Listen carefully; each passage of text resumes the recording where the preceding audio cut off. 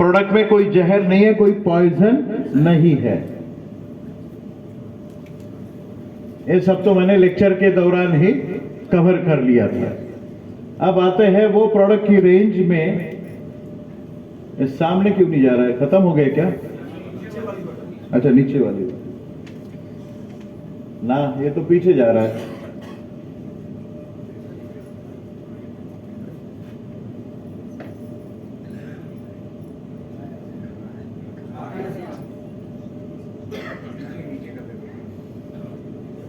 अबे इसके सामने चाहिए,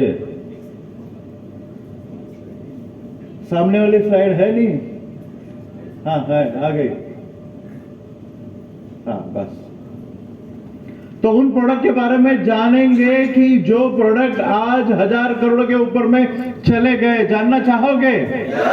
एक एक प्रोडक्ट में मैं सिखाने जाऊं तो 10-10 दिन एक प्रोडक्ट के ऊपर मैं बात कर सकता हूं, बट हर प्रोडक्ट के लिए 10 मिनट में मैं ऐसी पंच लाइन आपको बताऊंगा जो आप सुन के, समझ के, लिख के आपका सेल निकाल सकते हैं। और उतनी ही जानकारी जरूरी है जब आप एग्रीकल्चर में बिजनेस करने जा रहे हो, क्योंकि डिटेल में सीखोगे तो 10 दिन आ जाओ फिर पुनः। नींद नहीं लेना है भाई साहब, सो रहे हो, ऊपर गद्दा डाला हुआ है, जाके आ सकते हो।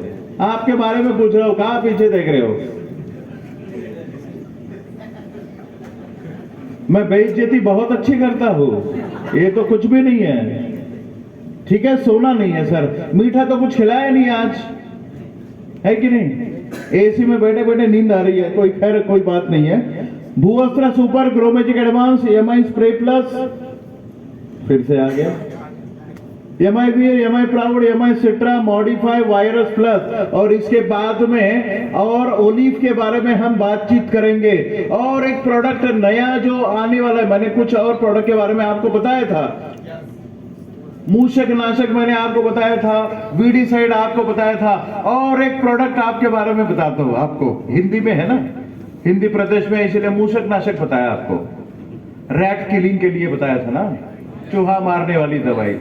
मारते तो हम है नहीं किसी को, वो आता है बिस्कुट खाता है, खुद मर जाता है। एक प्रोडक्ट और अपने पास आ रहा है, पराली। पता है आपको? धान की खेती में पराली निकलती है, धान निकलने के बाद में पूरी खेत में फैल जाती है, और फिर आप उसे भड़का देते हो, आग लगा देते हो, पराली जला देते हो। इसलिए दिल्ली की अगल बगल में जितने राज्य है, इन सब में जब भी चावल धान की खेती होती है, उसके बाद में वो उसे आग लगा देते हैं ताकि खेत खाली हो और फिर अगले सीजन के लिए जल्दी खेत खाली कर ले। बट ऐसी सिचुएशन में पोल्यूशन का बहुत बड़ा प्रॉब्लम हो जाता है, धुंध बढ़ जाती है, ऑक्सीजन मिलना मुश्किल हो जाता है।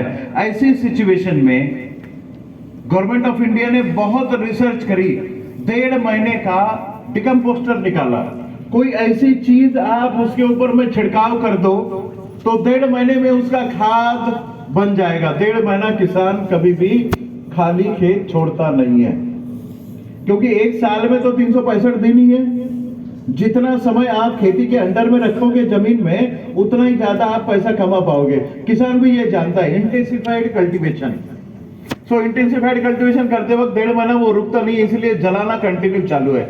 बट आगे चल के ये प्रॉब्लम जब सॉल्व करनी थी, एमआई लाइफस्टाइल आने वाले कुछ दिनों में अगली पराली जलाने से पहले 15 दिनों में आपकी पराली को गलाने का काम करेगा। We are coming with decomposer. किसी भी प्रकार के कोई भी खाद के रेमनेंट हो, उसके ऊपर में एक बार आपने छिड़काव कर दिया, एक बार पानी आपने छोड़ दिया, 15 दिनों में उसका पूरा खाद हो जाएगा। मट्टी में ट्रैक्टर चला के आप उस खाद को जमीन में मिला दीजिए और आपको अगली मतलब इसके लिए खेत खाली मिलेगा, तैयार मिलेगा। 15 दिन किसान रुकने के लिए तैयार है। आज ये रिसर्च निकला नहीं कि तुरंत सभी राज्यों के साथ में हमारा टाई अप होने जा रहा है। बहुत बड़ा मार्केट है। हर किसान की 1 एकड़ में 1 लीटर की बोतल लगेगी। जितने एकड़ जमीन आपकी राज्य में है, सॉरी, जितने एकड़ आपके राज्य में धान लगता है, चावल की खेती होती है, उन सभी एकड़ में, सभी खेतों में इसका छिड़काव होगा। ये वाला प्रोडक्ट किसी ने नहीं सोचा, वहां से हमने सोचना शुरू कर दिया। कोई नहीं करता, वो हम कर लेते हैं। और हर खेत में अगर जाना है तो पराली को गलाना है। अगर पराली गला पाए तो हमारा सेल हर एकड़ में 1 बोतल का हो गया। हम बिजनेस भी देखते हैं, बीवी भी देखते हैं, और जहां कोई नहीं जाता वहां जाके हम अपना बिजनेस निकाल के भी लाते हैं। डिकम्पोस्टर हम लेके आ रहे हैं।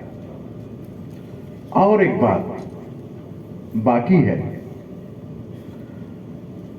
बहुत सारी एक्सपोर्ट की कंपनियां हैं, सब्जी एक्सपोर्ट करते हैं, फल एक्सपोर्ट करते हैं। आप लोगों ने यह भी सुना होगा कि एक्सपोर्ट किया हुआ जहाज जब उनकी देश में पहुंचता है तो बहुत सारी कंट्रीज आपको रिजेक्ट कर देती है कि आपके आम में, चावल में या फिर कई अन्य सब्जियों में केमिकल के ट्रेसेस पाए गए हैं। इसलिए हम अपने कंट्री में इस दवाई को, इस आम को, इस अमरूद को, इस फल को नहीं ले सकते।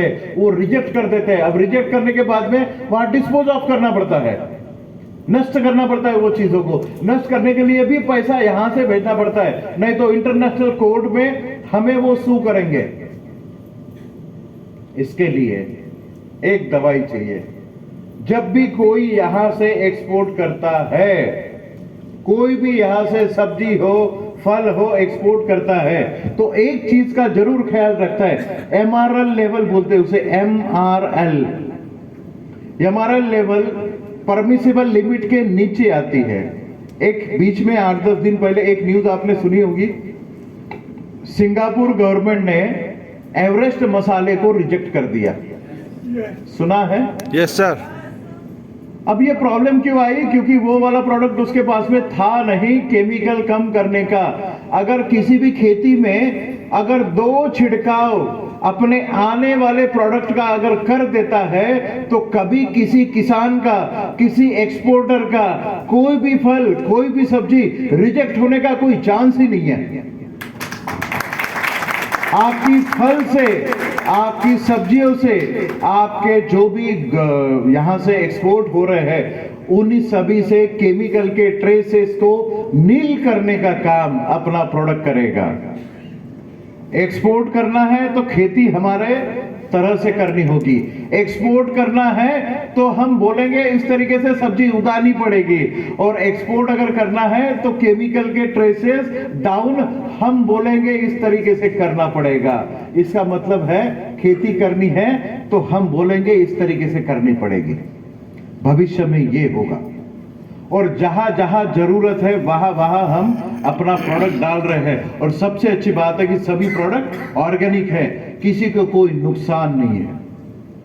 खरपतवार हम लेके आ रहे, खाद हम लेके आ रहे, अगर आप चाहो तो भविष्य में बीज हम लेके आएंगे, दवाइयां हम लेके आ रहे हैं, ये हमारे लेवल हम कम करेंगे, उपज जो हमारा प्रोडक्ट बोलेगा उतना आएगा। एक्सपोर्ट करना है तो हम हमारे प्रोडक्ट इस्तेमाल किए तभी आप एक्सपोर्ट कर पाओगे। और क्या चाहिए आपके पास में? वो किसानों की लिस्ट चाहिए, मैं जो बार बार आपको बोल रहा हूं। जानते आपको सिर्फ शहरों के लोग हैं, गांव के लोग आपको नहीं जानते हैं। तो गांव में जाइए, रैपो बनाइए, उनके नाम लिखिए।